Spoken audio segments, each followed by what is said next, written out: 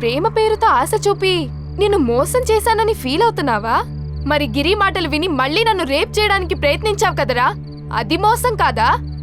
ఎలాంటి పాపం తెలియని నన్ను రేప్ చేయడానికి ప్రయత్నించారు కదరా, అది నేరం కాదా?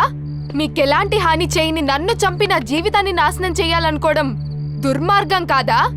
ఇన్ని చెయ్యాలనుకున్న నిన్ను ఒక్క ప్రేమ పేరుతో మోసం చేస్తే తప్పేంటి? మీరు ప్లాన్తో నన్ను రేప్ చేసి చంపాలనుకున్నారు, దానికి రివర్స్ ప్లాన్ వేసి మీ నుంచి తప్పించుకోవాలనుకున్నాను. ఈ గేమ్లో మీరు ఓడిపోయారు, నేను గెలిచాను.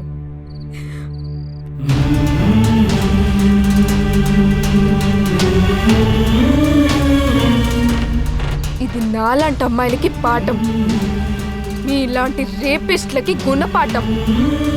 రే, భార్య పర్మిషన్ లేకుండా భర్త కూడా టచ్ చేయకూడదని చట్టంలో ఉంది.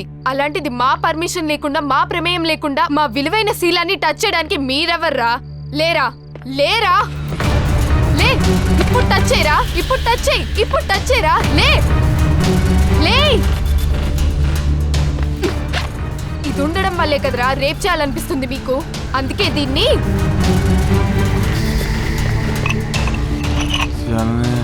ప్లీజ్ నన్ను వదిలే. మీరు రేప్ చేసి చంపేసిన ప్రతి అమ్మ ఇలాగే అడుగుంటుందిగా, మరి వదిలేసారా?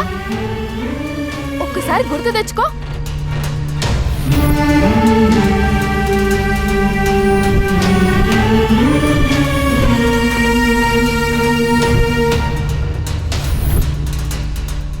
ఏ వాళ్ళవి ప్రాణాలు కావా? వాళ్ళవి జీవితాలు కావా? మొదటి అమ్మాయి నాలాగా ఆలోచించుంటే ఇప్పుడు మీ చేతిలో మిగతా అమ్మాయిల ప్రాణాలు పోయుండేవి కావు.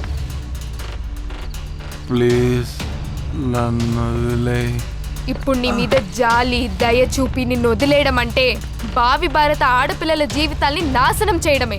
అలాంటి దేశద్రోహం నేను చేయను. అందుకే